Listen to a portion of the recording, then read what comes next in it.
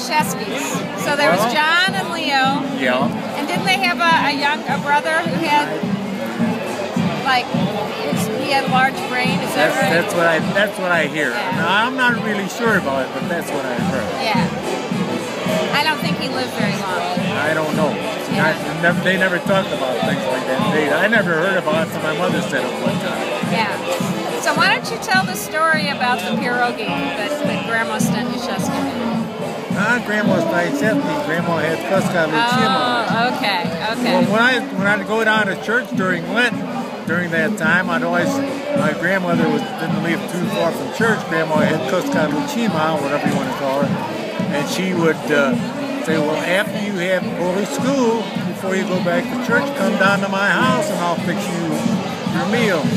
And she would take something like a coffee can, which is maybe about 3 or 4 inches circumference or wide or whatever, and she would make pierogi that way. She fold them over, and they were always filled with this farmer's cheese.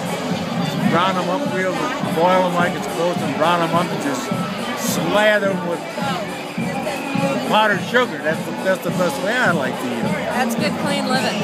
And if I wouldn't go there, then a priest, so I wouldn't have to walk down to my grandma's house, he would invite me over to his house. That's the first time I ever came in contact with an egg cup. I didn't know what an egg cup was until they showed me what it was. Fancy schmancy. Yeah. And then after that, Father Staniszewski was scared for me to walk home at night. He drove me all the way home. So, let's see, what else? So, did the Pruski sisters all come over here at one time?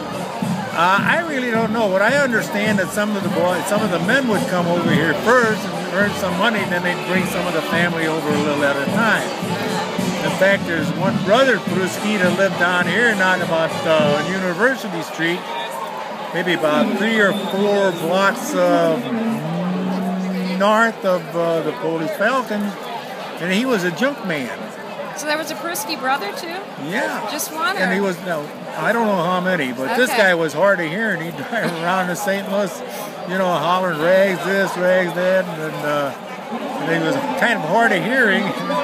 I got embarrassed one time when my mother and I walked down to Biddle Market to do some Saturday shopping, and here comes, we used to call all the little people uncle that time, or Vuya, and he was coming down the street and he was hollering and yelling, Victorica, Victorica, and they were hollering back and forth. I was very embarrassed because he couldn't hear. They were talking They were so loud. Oh, yeah. It was so loud. I said, oh, man, I want to hide. Yeah. All right, so let's see.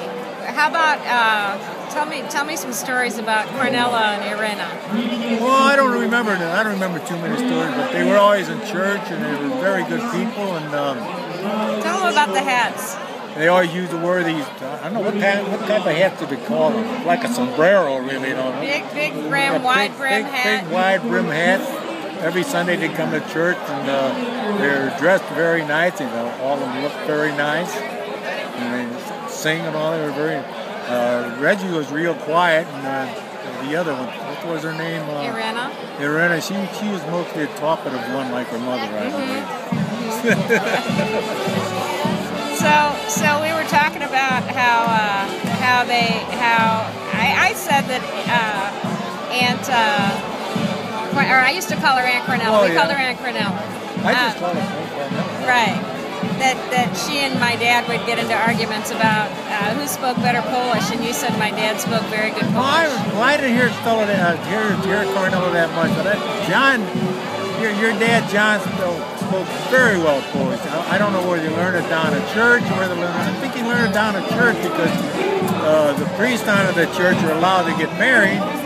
And when I started down there, it was the priest Świerczewski and his wife, and they taught Polish school after public school. See, I went to public school, and the school hour after public school, we had Polish school on Mondays, Wednesdays, Fridays from 4 to 6, and on Saturdays from 9 to 11 for catechism. The priest and his wife would be the teachers. And in fact, I was doing regular longhand writing while the kids that I was going to school with in kindergarten or the first grade were still learning how to print. Oh yeah, but my dad said he learned Polish before he learned English, and that when he was a little boy, went to grade school and couldn't speak English because the parents taught them at home. Yeah, he said they would beat him. They beat him up on the way to school because he couldn't speak English. Hey, you hunky. That's true. Yeah. That's true. So, do you know any good stories about my dad? All I know is that, well, he's kind of a ladies' man, I would say. No, this is no lie. He'd go to dances. I believe it. He'd go to dance with a couple of his other friends, and on the Falcons or wherever they were dancing, and they were always there. He could dance a polka like, there's no tomorrow. He's a very good dancer, and he's kind of smooth with the ladies. I think. Of course, I was a lot younger than him.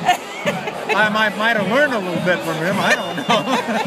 But let's just put it there. My Uncle Gene Hedkowski was the same way. He's smearing them girls up and down one side or the other ball with sweet words, and they just go, ah. I told him it's so full of BS, it's pathetic. He said, I know it, but the ladies love it. Very funny. So what else do you remember? Any other good stories? No, not a lot. We used to sing on a choir at St. Cyril Methodius Church, but every time the priest had the homily, all the guys would go outside in front and smoke cigarettes. Or down in the basement till the homily was over, then they'd come back up on the choir. Some things never change. I think that probably still happens. Right? Yeah. All right, well, thank you. Okay. There's a lot